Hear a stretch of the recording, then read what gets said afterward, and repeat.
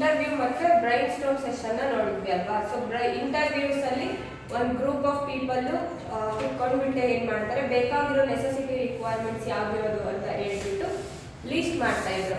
ಅದಾದ್ಮೇಲೆ next approach ಏನ್ ಮಾಡಿದ್ರು, brain storm session. So brain storm session ಅಲ್ಲಿ ಏನ್ ಮಾಡ್ತಿದ್ರು ಅಂದ್ರೆ ರಿಕ್ವೈರ್ಮೆಂಟ್ ಎಲಿಸಿಟೇಷನ್ ಅಲ್ಲಿ ಕೊಟ್ಟಿರೋ ಅಂತ ರಿಕ್ವೈರ್ಮೆಂಟ್ಸ್ ನ ಮ್ಯಾಕ್ಸಿಮಮ್ ಅರ್ಥ ಮಾಡ್ಕೊಳ್ಳೋಕೆ ಟ್ರೈ ಮಾಡ್ತಿದ್ರು.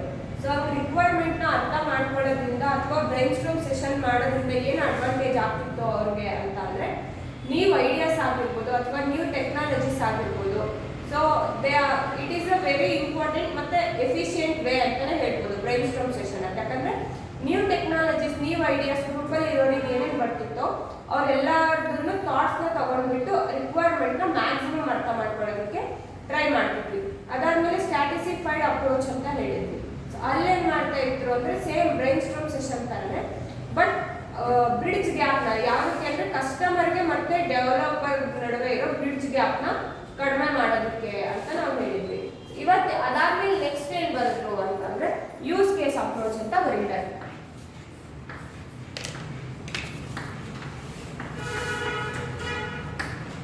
ಯೂಸ್ ಕೇಸ್ ಅಪ್ರೋಚ್ ಅಂತ ಅಂದ್ರೆ, ಫಾರ್ ಎಕ್ಸಾಂಪಲ್ ಇವಾಗ ಯಾವುದೋ ಒಂದು ಸ್ಟೋರಿ ಇದೆ ಅಂತ ತಿಳ್ಕೊಳ್ಳಿ.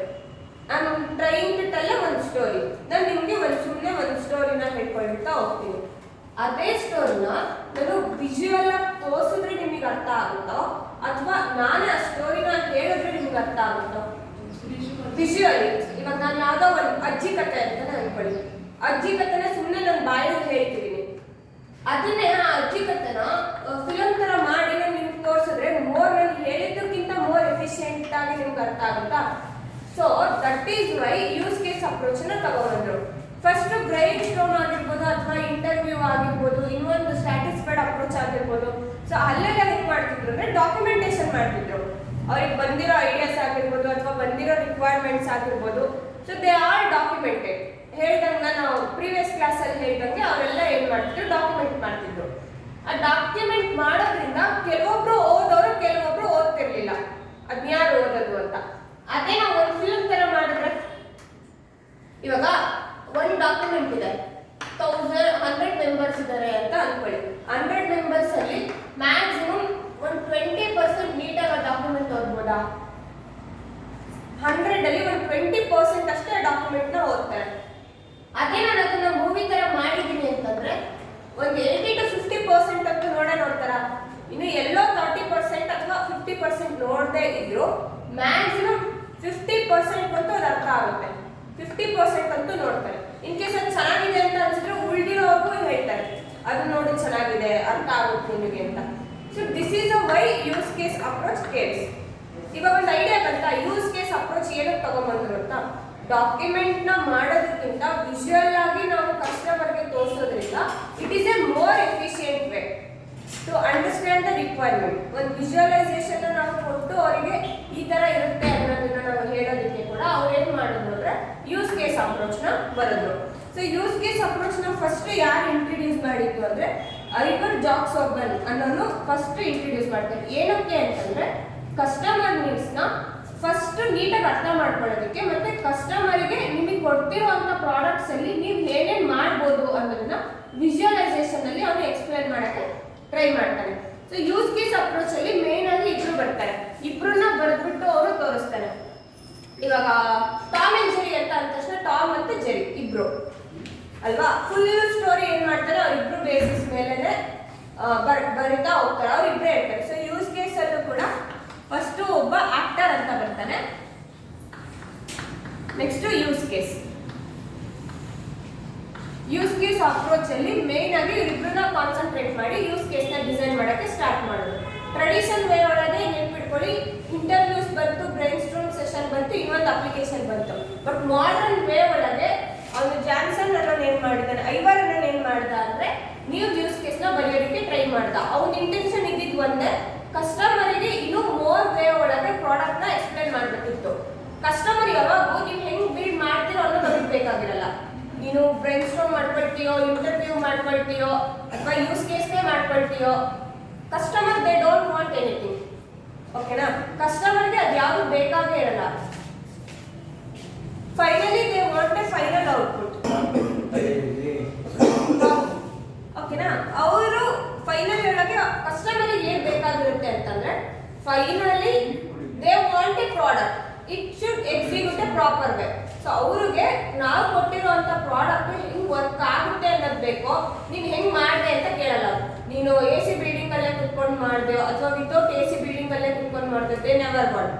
ಅದು ಯಾವುದು ಅವ್ರಿಗೆ ಬೇಕಾಗಿಲ್ಲ. But finally they want there product. ಅದನ್ನ ಅವನು ಅನಲೈಸ್ ಮಾಡಿ ಮಿನಿಮೈಸ್ ಮಾಡೋದಕ್ಕೆ ಐವರ್ ಅನ್ನೋನು ಯೂಸ್ ಕೇಸ್ ಅಪ್ರೋಚ್ ನ ಇದನ್ನ ಮಾಡ್ತಾನೆ. ಸೊ ಅದ್ರೊಳಗೆ ಮೇನ್ ಆಗಿ ಇಬ್ರು ಆಕ್ಟರ್ಸ್ ನ ಬರೀತಾನೆ. ಯಾರ್ಯಾರು ಅಂದ್ರೆ ಫಸ್ಟ್ ಒನ್ ಆಕ್ಟರ್ ಮತ್ತೆ ಯೂಸ್ ಕೇಸ್. ದೆನ್ ಆಕ್ಟರ್ ಅಂದ್ರೆ ಏನು, ಯೂಸ್ ಕೇಸ್ ಅಂದ್ರೆ ಏನು, 2 ಮಾರ್ಕ್ಸ್ 2 ಮಾರ್ಕ್ಸ್ ಕ್ವಶನ್ಸ್ ಗೆ ಕೇಳಬಹುದು. ವಾಟ್ ಈಸ್ ಆಕ್ಟರ್ಸ್ ಮತ್ತೆ ವಾಟ್ ಈಸ್ ಯೂಸರ್ ಅಂತ. ಸೊ ಆಕ್ಟರ್ ಅನ್ನನ್ನ ಎಕ್ಸ್ಟರ್ನಲ್ ಏಜೆಂಟ್ ಅಂತ ಕರ್ಕೊಳ್ತಾನೆ. ಅವ್ರ ಆಕ್ಟರ್ ನ ಏನಂತ ಕರೀತಾನೆ ಅಂತಂದ್ರೆ actor is an external agent. External agent ಅಂತ ಅಂದ್ರೆ ಏನು, ಒಂದು ಪ್ರಾಡಕ್ಟ್ ಇದೆ, ಅದಕ್ಕೊಂದು ವ್ಯಕ್ತಿ ಅವನು ಆಕ್ಟರ್ ಅನ್ನೋದು. ಆಕ್ಟರ್ ನ ಹೆಂಗ್ ಬರೀತಾರೆ ಅಂತಂದ್ರೆ ಸಾಫ್ಟ್ವೇರ್ ಅಲ್ಲಿ ದಿಸ್ ಈಸ್ ಹೌ ಆಕ್ಟರ್ ನ ರೆಪ್ರೆಸೆಂಟ್ ಮಾಡುತ್ತೆ ಹೇಳ್ದೆ ಅಲ್ವಾ. ವಿಜುವಲೈಸೇಷನ್ ಅಂದ್ರೆ ಅವ್ನಿಗೆ ಏನೋ ಒಂದು ಚಿತ್ರ ತೋರಿಸ್ಬೇಕು ನಾವು, ಅದಕ್ಕೆ ಅವನು ಆಕ್ಟರ್ ನ ಬರೆಯೋದಕ್ಕೆ ಈ ತರ ಸಿಂಬಲ್ ತಗೊಳ್ತಾನೆ. ಯೂಸ್ ಕೇಸ್ ನ ಬರೆಯೋದಕ್ಕೆ ಓವಲ್ ಶೇಪ್ ಅಲ್ಲಿ ಒಂದು ಇದನ್ನ ಬರ್ಕೊಳ್ತಾನೆ. ಇವರಿಬ್ರು ಮಧ್ಯೆ ಒಂದು ರಿಲೇಶನ್ಶಿಪ್ ಬಿಲ್ಡ್ ಮಾಡ್ಬೇಕಲ್ವಾ ಯೂಸ್ ಕೇಸ್ಗೂ ಮತ್ತು ಆಕ್ಟರ್ಗೆ. ಸೊ ಅವನೇನ್ ಮಾಡ್ಕೊಳ್ತಾನೆ ಅಂದ್ರೆ ಒಂದು ಆರೋ ಮಾರ್ಕ್ ನ ತಗೊಳ್ತಾನೆ. ಸೊ ಇದ್ರೊಳಗೆ ಗೊತ್ತಾಯ್ತಾ, ಆಕ್ಟರ್ ಅಂದ್ರೆ ಇವನು. So is an actor, this is a use case and this is how we build A relationship. ಅವರಿಬ್ರು ನಡುವೆ ರಿಲೇಶನ್ಶಿಪ್ ನ ಬಿಲ್ಡ್ ಮಾಡೋದಕ್ಕೆ ತಗೊಳ್ಳೋದು. ಎಕ್ಸ್ಪ್ಲೇನ್ ಆಕ್ಟರ್ ಅಂತ ಅಂದ್ರೆ ಇಮೇಜ್ ನ ಬರೀಬೇಕು ನೀವು, ಓಕೆನಾ. ದೆನ್ ಯೂಸ್ ಕೇಸ್ ಅಂತಂದ್ರೆ ಯೂಸ್ ಕೇಸ್ ಅಂದ್ರೆ ಏನು ಅದನ್ನ ಡೆಫಿನೇಷನ್ ಬರ್ಬಿಟ್ಟು ಆ ಡಯಾಗ್ರಾಮ್ ಬರೀಬೇಕು. ದೆನ್ ಅವರಿಬ್ರು ನಡುವೆ ಇರೋ ರಿಲೇಶನ್ಶಿಪ್ ನ ರೆಪ್ರೆಸೆಂಟ್ ಮಾಡೋದಕ್ಕೆ ಆರೋ ಮಾರ್ಕ್ ನ ತಗೊಳ್ತೀವಿ ನಾವು. ದೆನ್ ಆಕ್ಟರ್ ನ ಬ್ರೀಫ್ ಅನ್ನು ಹೇಳೋದಾದ್ರೆ an actor or external agent lies outside the system model but interacts with it somewhere. An actor may be a person, machine or information system that is external to the system model. ನಾನು ಅವಾಗ ಹೇಳಿದಂಗೆ actor ಅನ್ನೋದು ಏನು ಅಂದ್ರೆ ಒಂದು external model. So ನಮಗೆ ಬೇಕಾಗಿರೋ necessity ಇನ್ಫಾರ್ಮೇಶನ್ಗೆ ಏನ್ ರೋಲ್ ಪರ್ಫಾರ್ಮ್ ಮಾಡ್ತಾನೆ ಅಥವಾ ಯಾವ್ಯಾವ ಜಾಬ್ನ ಅವನಿಗೆ ಅಲೋಕೇಟ್ ಮಾಡ್ತೀವಿ ಅಂತ ಹೇಳ್ಬೋದು. ಫಾರ್ ಎಕ್ಸಾಂಪಲ್, ಇವಾಗ ನೀವು ಲಾಗಿನ್ ಸಿಸ್ಟಮ್ ನ ಒಂದು ವೆಬ್ಸೈಟ್ ಒಳಗೆ ಒಂದು ಸಿಸ್ಟಮ್ಗೆ ಲಾಗಿನ್ ಆಗ್ತಿದ್ದೀರಿ ಅನ್ಕೊಳ್ಳಿ. 2 ತರ ಲಾಗಿನ್ ಇರುತ್ತೆ. ಆ ತರ 2 ಲಾಗಿನ್ ನೀವು ಯಾವಾಗಾದ್ರೂ ಅಬ್ಸರ್ವ್ ಮಾಡಿದ್ದೀರಾ? 2 ವೇ ಆಫ್ ಲಾಗಿನ್. ಒಂದು ಅಡ್ಮಿನ್ ಅಂತ ಇಟ್ಕೊಳ್ಳಿ, ಇನ್ನೊಂದು user login. For example college website ಅಂತ ಅನ್ಕೊಳ್ಳಿ. ಬೇಡ, ಸ್ಟೂಡೆಂಟ್ ಮತ್ತೆ ಟೀಚರ್ಸ್. ಕಾಲೇಜ್ ಒಂದು ವೆಬ್ಸೈಟ್ ಅನ್ಕೊಳ್ಳಿ, ಅದರಲ್ಲಿ ಇಬ್ರು ಆಕ್ಟರ್ ಬರ್ತಾರೆ ಅನ್ಕೊಳ್ಳಿ. ಇಬ್ರು ಆಕ್ಟರ್ ಯಾರ್ಯಾರು ಅಂದ್ರೆ ಸ್ಟೂಡೆಂಟ್ ಒಂದು ಆಕ್ಟರ್ ಮತ್ತೆ ಟೀಚರ್ಸ್ ಅನ್ನೋದು ಒಂದು ಆಕ್ಟರ್. ಇಬ್ರು ಕೂಡ actors but different actor. So ಅವನೇನು ಎಕ್ಸ್ಟರ್ನಲ್ ಯೂಸರ್ ಆದ ಇಲ್ಲಿ. ಇವಾಗ ಸ್ಟೂಡೆಂಟ್ಸ್ ಗೆ ಕೆಲವೊಂದು ರೂಲ್ಸ್ ಇರುತ್ತೆ, ರೆಗ್ಯುಲೇಷನ್ಸ್ ಇರುತ್ತೆ, ಮತ್ತೆ ಟೀಚರ್ಸ್ ಗೆ ರೂಲ್ಸ್ ಅಂಡ್ ರೆಗ್ಯುಲೇಷನ್ಸ್ ಇರುತ್ತೆ. ಟೀಚರ್ ನ ನೀವು ಆಕ್ಟರ್ ಅಂತ ತಗೊಂಡ್ರೆ ಟೀಚರ್ ಏನೇನ್ ಮಾಡ್ಬೋದು, ಇವಾಗ ಇವರಿಬ್ಬರು ನಡುವೆ ರಿಲೇಷನ್ ಬಿಲ್ಡ್ ಮಾಡಿದ್ದೀನಿ ನಾನು, ಸ್ಟೂಡೆಂಟ್ ಮತ್ತೆ ಟೀಚರ್. ಯೂಸ್ ಕೇಸ್ ಅನ್ನೋದೇನಪ್ಪ, ಒಂದು ಎಕ್ಸಾಮ್ ಕಂಡಕ್ಟ್ ಮಾಡಬೇಕು, ಇದು ಯೂಸ್ ಕೇಸ್. ಯೂಸ್ ಕೇಸ್ ಅನ್ನೋದು ಎಕ್ಸಾಮ್, ಇದು ಯೂಸ್ ಕೇಸ್ ನಾನು ಓವಲ್ ಶೇಪ್ ಅಲ್ಲಿ ಬರ್ತೀನಿ. ಸೊ ಅದ್ರ ಒಳಗೆ ಏನು ಬರ್ಕೊಂಡಿದ್ದೀನಿ, ಎಕ್ಸಾಮ್ ಕಂಡಕ್ಟ್ ಅಂತ ಬರ್ತಿದ್ದೀನಿ. ಇದು ಸ್ಟೂಡೆಂಟ್, ಒಂದು ಆಕ್ಟರ್ ಸ್ಟೂಡೆಂಟ್, ಇನ್ನೊಂದು ಆಕ್ಟರ್ ಟೀಚರ್. ಇವರು ಟೀಚರ್. ಇವರಿಬ್ಬರನ್ನ ನಾನು ಎಕ್ಸಾಮ್ ಕಂಡಕ್ಟಿಗೆ ರಿಲೇಟ್ ಮಾಡಬೇಕು ಅಂತಂದ್ರೆ ಸ್ಟೂಡೆಂಟ್ ಏನ್ ಮಾಡ್ಬೋದು ಮತ್ತೆ ಟೀಚರ್ ಏನ್ ಮಾಡ್ಬೋದು ಅಂತ ಹೆಂಗ್ ಸ್ಪೆಸಿಫೈ ಮಾಡ್ತೀರಾ?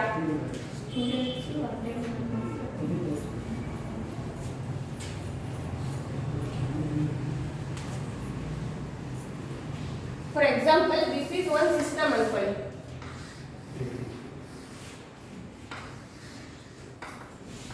ಯಾವುದು ಎಕ್ಸಾಮ್ ಕಂಡಕ್ಟ್, ಓಕೆನಾ. ಸೊ ಇಲ್ಲಿ ಕ್ವಶನ್ ಪೇಪರ್ ಸೆಟ್ ಮಾಡೋದು ಅನ್ಕೊಳ್ಳಿ. ಕ್ವಶನ್ ಪೇಪರ್ ಸೆಟ್ ಮಾಡ್ತಿರೋದು. ನೆಕ್ಸ್ಟ್ ಮಾರ್ಕ್ಸ್, ಇಲ್ಲಿ ಮಾರ್ಕ್ಸ್ ನ ವ್ಯೂ ಮಾಡೋದು. ಮಾರ್ಕ್ಸ್ ವ್ಯೂ, ಇಲ್ಲಿ ಟೀಚರ್ ನ ತಗೊಳ್ತಿದ್ದೀನಿ. ಇವನು ಟೀಚರ್, ಇಲ್ಲಿ ಸ್ಟೂಡೆಂಟ್ ಇದ್ದಾನೆ. ಇವಾಗ ಯಾವ್ಯಾವ ಯೂಸ್ ಕೇಸ್ ಯಾರ್ಯಾರಿಗೆ ಬರುತ್ತೆ? ಕ್ವಶನ್ ಪೇಪರ್ ಸೆಟ್ ಮಾಡೋದು, ಮಾರ್ಕ್ಸ್ ನ ಹಾಕೋದು, ಮತ್ತೆ ಮಾರ್ಕ್ಸ್ ನ ರಿವ್ಯೂ ಮಾಡೋದು ಅಥವಾ ವ್ಯೂ ಮಾಡೋದು ಟೀಚರ್ಗೆ. But in the case of student ಏನು, you only view the marks. ಗೊತ್ತಾಯ್ತಾ? So this is how the reason use case. ಇವಾಗ ಇದು ನಾವು ಪ್ರೀವಿಯಸ್ಲಿ ನಿಮಗೆ ಇಂಟರ್ವ್ಯೂ ಮತ್ತೆ ಬ್ರೈನ್ ಸ್ಟಾರ್ಮ್ ಸೆಷನ್ ಮಾಡಿದ್ದಕ್ಕಿಂತ ಈಸಿಯಾಗಿ ಅರ್ಥ ಆಯ್ತಾ? ಸೊ ಕಸ್ಟಮರ್ಗೆ ನಮಗೆ ಕೂಡ ಪ್ರಾಡಕ್ಟ್ ಹಿಂಗಿರುತ್ತೆ, ನೀವು ನಿಮ್ದು ಇಷ್ಟು ಕೆಲಸ ಇರುತ್ತೆ, ಅಡ್ಮಿನಿಂದ ಇಷ್ಟು ಕೆಲಸ ಇರುತ್ತೆ ಅಂತ ಪಿಕ್ಚರಿಕಲಿ ರೆಪ್ರೆಸೆಂಟ್ ಮಾಡ್ತಿದ್ದಾರೆ ಅಂದ್ರೆ they will understand or not. ಹೋಗ್ಲಿ, ಇವಾಗ ನಿಮಗೆ ಇದು ಅರ್ಥ ಆಯ್ತಾ? ಎಕ್ಸಾಮ್ ಕಂಡಕ್ಟ್ ಅಂದಾಗ ಯೂಸ್ ಕೇಸ್ ಹಿಂಗ್ ಬರುತ್ತೆ, ಯಾರಿಗೆ ಯಾವ ರಿಲೇಷನ್ ಇದೆ ಅನ್ನೋದನ್ನ ಜಸ್ಟ್ ಆರೋ ಮಾರ್ಕ್ ಅಲ್ಲಿ ತೋರಿಸ್ಬಿಟ್ರೆ ಆಯ್ತು.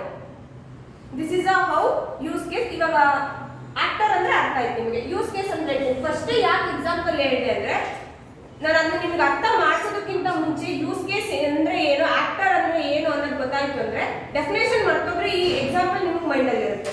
So this is actor and this is a use cases.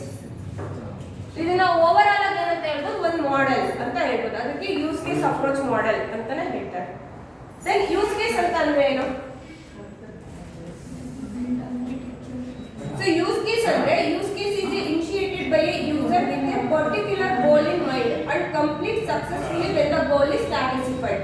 ಇದನ್ನ ಹೆಂಗೆ ಹೇಳ್ಬೋದು ನಾವು ಅಂತ ಅಂದ್ರೆ, ಕಸ್ಟಮರ್ ಗೋಲ್ ಅಂತಾನೆ ಹೇಳ್ಬೋದು ಅಥವಾ ಯೂಸ್ಫುಲ್ ಪಾರ್ಟಿಸಿಪೆಂಟ್ ಗೋಲ್ ಅಂತಾನೆ ಹೇಳ್ಬೋದು. ಈ ಗೋಲ್ ಏನು? ಕ್ವಶನ್ ಪೇಪರ್ ನ ಸೆಟ್ ಮಾಡೋದು ಗೋಲ್. ಅದು ಯಾವಾಗ ಫುಲ್ಫಿಲ್ ಆಗಿದೆ? ಟೀಚರ್ ಅನ್ನೋ ಆಕ್ಟರ್ ಅದನ್ನ ರಿಲೇಟ್ ಮಾಡಿ ಕಂಪ್ಲೀಟ್ ಮಾಡ್ತಿದ್ದಾನೆ ಅಂದಾಗ ಈ ಟಾಸ್ಕ್ ಸಕ್ಸಸ್ಫುಲಿ ಆಯಿತು. ಓಕೆನಾ? ಯೂಸ್ ಕೇಸ್ ಅನ್ನೋದೇನು ಅಂದ್ರೆ, it is a goal to be completed successfully by the participant or the customers. Anything ಯಾರಿಂದನಾರು ಆಯ್ತು, ಇದು ಒಂದು ಗೋಲು ಕಸ್ಟಮರ್ ಅಥವಾ ಯೂಸರ್ ಇಂದ ಸಕ್ಸಸ್ಫುಲಿ ಆ ಟಾಸ್ಕ್ ಕಂಪ್ಲೀಟ್ ಆಗಬೇಕು.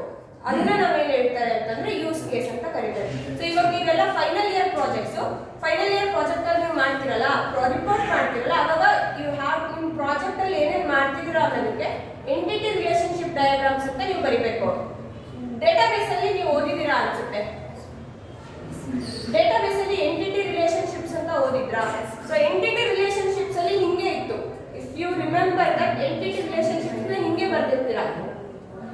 ಬಟ್ ಅಲ್ಲಿ ಕೆಲವೊಂದು ಸಿಂಬಲ್ಸ್ ನ ಈ ತರ ಬರ್ದಿರ್ತೀರಾ ಅಥವಾ ಹಿಂಗೆ ಕ್ಲಾಸ್ ಅಲ್ಲಿ ಬರ್ಕೊಂಡಿರ್ತೀರಾ. Do you remember this? ಹಿಂಗ್ ಬರ್ದಿರ್ತೀರಾ ಮತ್ತೆ ಹಿಂಗೆ ಎರಡು ಆರೋ ಬರ್ದಿರ್ತೀರಾ. ಸೊ ಇದೇ ರೀತಿ ಇದು entity ರೆಪ್ಲಿಕೇಟೆಡ್ of entity relationship diagrams ಅಂತಾನೆ ಹೇಳ್ಬೋದು. ಓಕೆ, ಇವ್ರು ಒಂದು ಎಕ್ಸಾಂಪಲ್ ಕೊಟ್ಟಿದ್ದಾರೆ ಇಲ್ಲಿ. ಯಾವುದು ಯೂಸ್ ಕೇಸ್ ಇದೆ ಅಂತಂದ್ರೆ, railway reservation system use case. ಇದನ್ನ 5 ಮಾರ್ಕ್ಸ್ ಅಥವಾ 6 ಮಾರ್ಕ್ಸ್ ಕೇಳ್ಬೋದು. Explain the use case diagram with the example of railway reservation system ಅಂತ. ಸೊ ಇವಾಗ ನೀವೇ ನಾನು ಹೇಳ್ತೀನಿ, ಯಾರ್ಯಾರನ್ನ ಯಾವ್ದಾದ್ರು ರಿಲೇಟ್ ಮಾಡಬೇಕು ಅಂತ ಹೇಳಿ.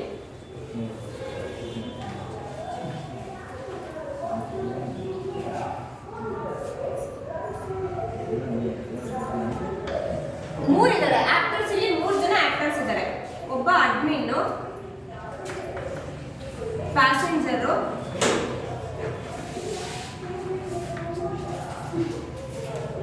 Reservation clerk.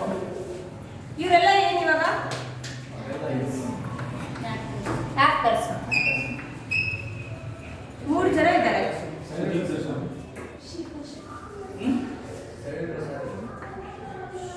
ಫಸ್ಟ್ ಏನು update information.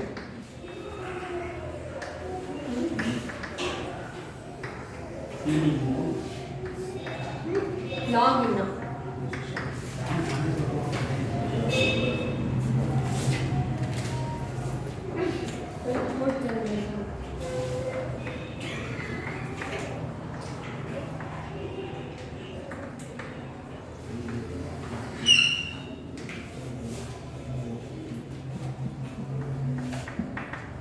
View status.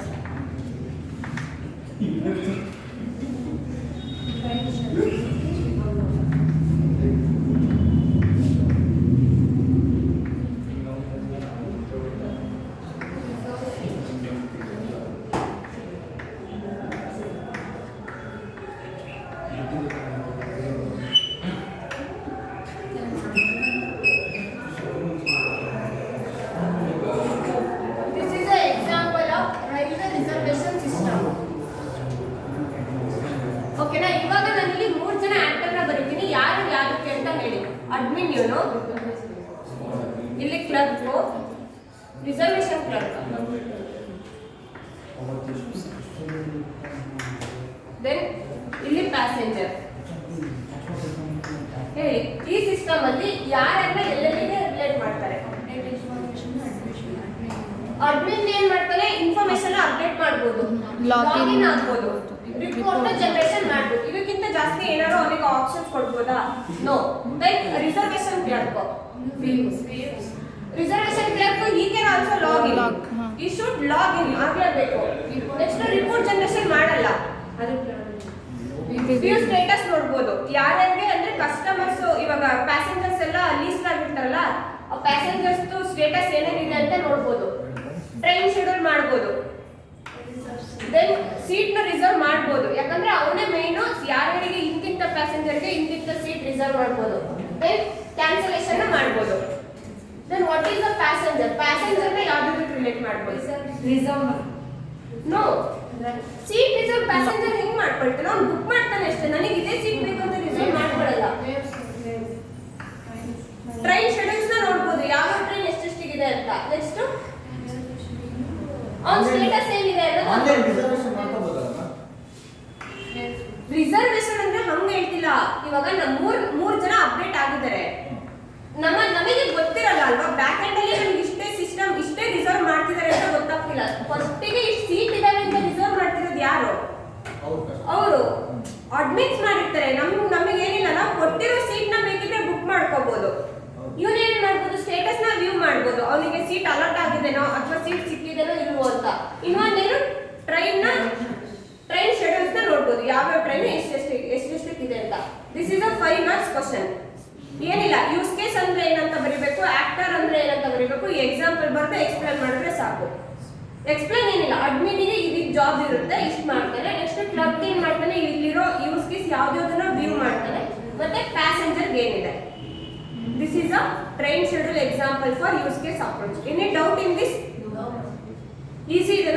Yes, ma'am.